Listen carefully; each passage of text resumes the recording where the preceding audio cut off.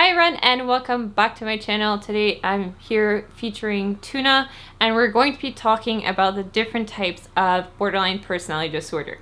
So as I had emphasized in my previous videos, which I'll link just above here, not everyone who has BPD manifests the symptoms in the same way.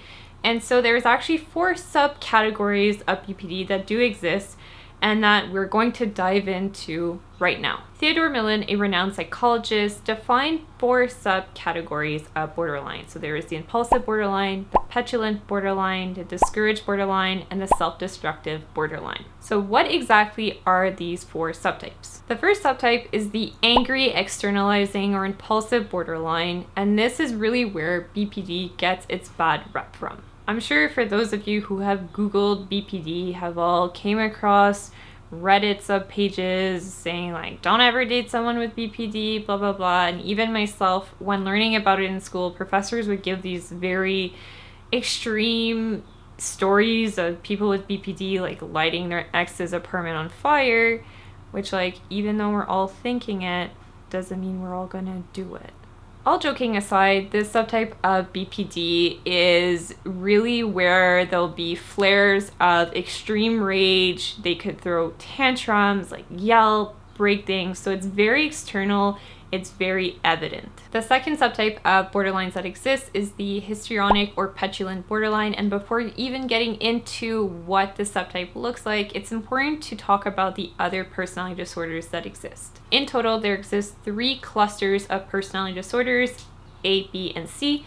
And within cluster B, we can not only find BPD, but we find other personality disorders such as antisocial, narcissistic personality, and histrionic personality disorder. Histrionic refers to someone who's very superficial, attention-seeking, and often very sexually promiscuous, while petulant refers to acting out if I don't get my way. And so the reason why I had mentioned the other personality disorders found within the same cluster as BPD is that there's a lot of overlap between narcissistic personality and the petulant borderline. So the petulant borderline will often have the same grandiose sense of entitlement that narcissists have, while at the same time having the attention-seeking and sexual promiscuity characteristics of the histrionic personality disorder. The third subtype of BPD is high-functioning or quiet BPD.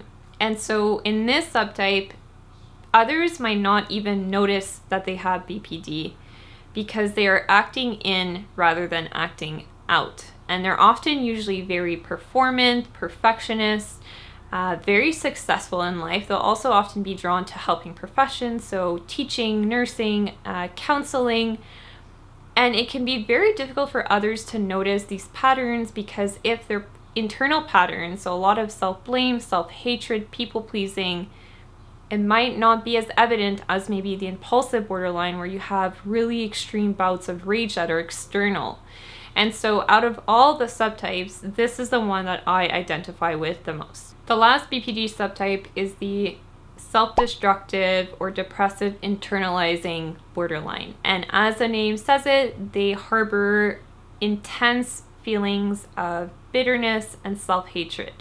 And so where we see a distinction between the self-destructive borderline and the quiet borderline is that the self-destructive borderline will have an almost unanimous dysphoric or depressive state that's ongoing. They typically will not be able to hold down jobs, whereas the quiet BPD are often very high performing. So yes, both of them manifest themselves internally, but with the self-destructive, the main characteristic is really this characteristic of depression, which gets worse when triggered by external stimulus.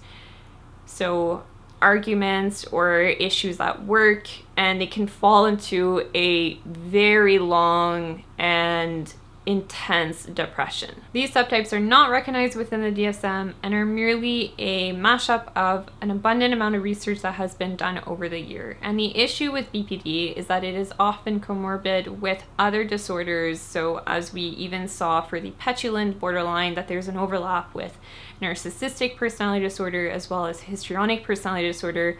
So it can be very difficult to not only diagnose BPD, but also to treat it, because if you have symptomology from various disorders, it just makes it that much more complicated to really narrow down and hone into the focus of what therapy should be concentrated on. Although this was just a brief overview of the different subtypes of borderline, I will be releasing videos in the near future that talk about specifically each one and how the symptoms manifest themselves. And so if you want to be a part of the On the Line community, I encourage you to hit the subscribe button below, as well as the bell icon notification to get notified when I do post new videos every Monday. And so if you haven't already, give this video a like, and I'll see you back here next week for another episode of On the Line.